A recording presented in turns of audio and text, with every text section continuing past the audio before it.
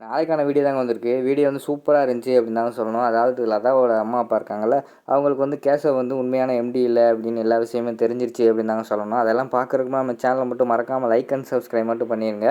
First எடுத்தோடனே நம்ம கேசவ், அதுக்கடுத்து ஆதி எல்லாருமே அந்த கம்பெனியில் வேலை பார்க்குற எல்லாருமே பேசிக்கிட்டு இருக்காங்கல்ல, அதில் என்ன ஸ்டார்ட் ஆகுது. அந்த வேலை பார்க்குறவங்க சொல்கிறாங்க, இருந்தாலும் நம்ம எம்டி சாருக்கு வந்து ரொம்ப தாராள மனசு.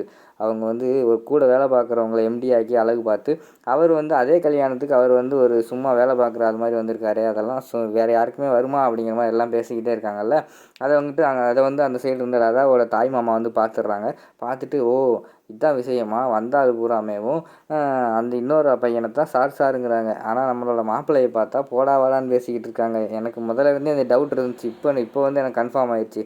இருங்கடா இதை போய் கல்யாணத்தை நிறுத்துறேன் அப்படின்னு சொல்லிட்டு விறுவிறுன்னு ஓடி போகிற மாதிரி காட்டுறாங்க. அந்த பக்கம் பார்த்தா நம்ம பாரதி வந்து லதாவுக்கு வந்து மேக்கப் போட்டுக்கிட்டு இருக்காங்க. நலங்கு ஃபங்க்ஷன் வைக்காங்கல்ல, அதுக்கு வந்து மேக்கப் போட்டுக்கிட்டே இருக்கிற மாதிரி காட்டுறாங்க. அங்கிட்டு வந்து லதாவோட அம்மா வராங்க. ஐயோ பாரதி மேக்கப் போடுறாளே அப்படின்னு சொல்லிட்டு விறுவிறுன்னு பாரதி என்னென்னமோ சொல்கிறாங்க. கீழே வேலை இருக்குமா, விருந்தாளியெல்லாம் வராங்க போய் கவனிமா அப்படி இப்படின்னு சொல்கிறாங்க. ஆனால் பாரதி வந்து நவல்கிற மாதிரி தெரியல. இருங்கம்மா நான் வரேன், இந்த வேலையை முடிச்சுட்டு வந்துடுறேன் அப்படின்னு சொல்லிட்டு வர்ற மாதிரி தெரியல. அதுக்குள்ளே வந்து லதாவோட அப்பா வந்துடுறாரு. வந்துட்டு ஏய் இங்கே என்னடி பண்ணுற, வீட்டில் வந்து விருந்தாளிங்க நிறைய வந்துட்டு இருக்காங்க, இங்கே என்னடி பண்ணுற அப்படின்னு சொல்லிட்டு லதாவோட அம்மாவை சொல்லிக்கிட்டு இருக்காங்க. ஏங்க சில விஷயம் உங்களுக்கெல்லாம் சொன்னால் புரியாது, நான் வாரேன் இருங்க அப்படிங்கிற மாதிரி சொல்லிட்டு பேசிக்கிட்டு இருக்காங்க. அந்த நேரத்தில் வந்து லதாவோட தாய் மாமா வந்து ஓடி வராரு. ஓடி வந்துட்டு தங்கச்சி நம்ம மோசம் போயிட்டோம், அந்த ப்ராடுக்கார பையன் நம்மளை ஏமாற்றிட்டான் அப்படிங்கிற மாதிரி சொல்கிறாங்க. உடனே வந்து லதாவோட அப்பா சொல்கிறார், யார் அந்த ப்ராடுக்கார பையன், என்னையா சொல்கிறேன் அப்படிங்கிற மாதிரி கேட்காங்க. ஆமாம் மச்சான், அந்த ப்ராடுக்கார பையன் நம்ம பார்த்துருக்கோம்ல, அதாக்கு மாப்பிள்ளை, அவன் எம்டியே கிடையாதான், கூட வந்திருக்கிறவன் தான் எம்டி போல்.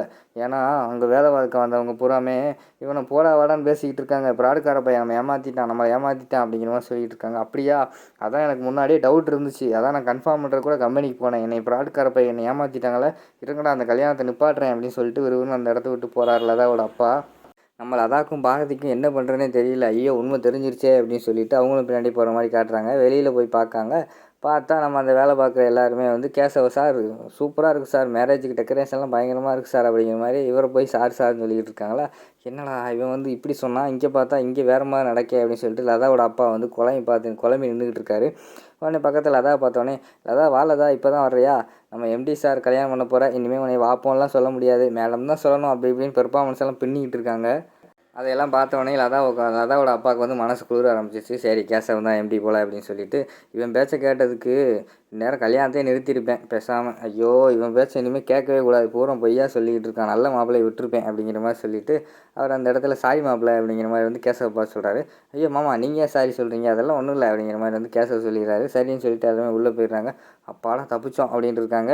அந்த இடத்துல வந்து நம்ம பாரதி வந்து சொல்கிறாங்க, என்ன அது இப்படி பண்ணிக்கிட்டு இருக்கீங்க, தெரிஞ்சிருந்தால் கல்யாணமே நிப்பாட்டி இருப்பாங்க அப்படிங்கிற மாதிரி சொல்கிறாங்க. அதான் தெரியல பாரதி, விடுங்க பாரதி அப்படிங்கிற மாதிரி வந்து நம்ம ஆதி சொல்கிறாரு. எனக்கு இதெல்லாம் எத்தனை நாளைக்கு நடக்க போகுதுன்னு தெரில, எனக்கு இதில் வந்து விருப்பமே இல்லை அப்படின்னு சொல்லிட்டு அந்த இடத்த விட்டு ஒருவர் நகர்ந்து போயிடுறாங்க. அடுத்த சீனில் வந்து எல்லாருமே சாப்பிட்ற மாதிரி காட்டுறாங்க. நம்ம பாரதி தான் பழுமாறிக்கிட்டு இருக்காங்க. எல்லாத்துக்குமே சாப்பாடு வைக்காங்க. இருக்கிற கோபத்தில் வந்து நம்ம ஆதிக்கு மட்டும் சாப்பாடு வைக்கல, லட்டு வைக்கல, கூட்டு வைக்கல, சோறு வைக்கல, எதுவுமே வைக்கல, வெறும் இலையை மட்டும் வச்சுட்டு எல்லாத்துக்கும் வச்சுட்டு போய்கிட்டு இருக்காங்க. ஆதி மட்டும் உட்காந்துக்கிட்டே இருக்காரு. என்ன எல்லாத்துக்குமே எல்லாம் வைக்காங்க, நமக்கு மட்டும் வைக்கலையே அப்படின்னு சொல்லிட்டு அந்த இடத்துல கோபமாக இருக்கிற மாதிரி காட்டுறாங்க. டக்குன்னு பார்த்தா இவருன்னு அந்த இடத்த விட்டு கிளம்பி போயிடுறாரு நம்ம ஆதி. அதுக்கடுத்து லதா வந்து சொல்கிறாங்க, அதான் நீ நினச்ச மாதிரி ஆதி கிளப்பி விட்டேல, நீ வந்து உட்காந்து சாப்பிடு பாரதி அப்படிங்கிற மாதிரி சொல்கிறாங்க. சரின்னு சொல்லிட்டு பாரதி உட்காந்து சாப்பிட ஆரம்பிச்சிடுறாங்க. பாரதி சாப்பிட ஆரம்பித்தோன்னே அது எங்கேருந்து வந்தாருன்னு தெரில, நம்ம ஆதி விறுவிறுன்னு வந்துடுறாரு. வந்தவொடனே வைங்க சாப்பாடு வைங்க, பாரதிக்கு வைங்க, அது வைங்க இது வைங்க அப்படின்னு சொல்லிட்டு என்னென்னமோ சொல்லிக்கிட்டு இருக்காரு. லட்டு 1 வைக்காதீங்க, 2 வைங்க, சாப்பாடு நிறைய வைங்க அப்படி இலை பூரா சாப்பாடு கூட்டு அது இதுன்னு வச்சுட்டாரு. உடனே பாரதி வந்து அது என்ன பண்ணிக்கிட்டு இருக்கீங்க, எனக்கு எதுக்கு இவ்வளோ வச்சுக்கிட்டு இருக்கீங்க அப்படிங்கிற மாதிரி கேட்காங்க. என்ன பாரதி இப்படி பேசிக்கிட்டு இருக்கீங்க, நல்லா சாப்பிட்டா தானே உடம்பு வந்து தெம்பாக இருக்கும், நல்லா புஜிட்டிக்காக வளர முடியும் அப்படி இப்படின்னு என்னென்னமோ சொல்லிகிட்டு இருக்காங்க.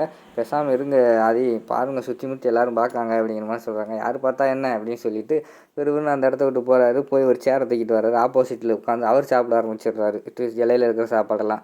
அது என்ன பண்ணுறீங்க, எனக்கு வச்சு நீங்கள் சாப்பிட்டுக்கிட்டு இருக்கீங்க அப்படிங்கிற மாதிரி சொல்லிட்டு இருக்காங்க.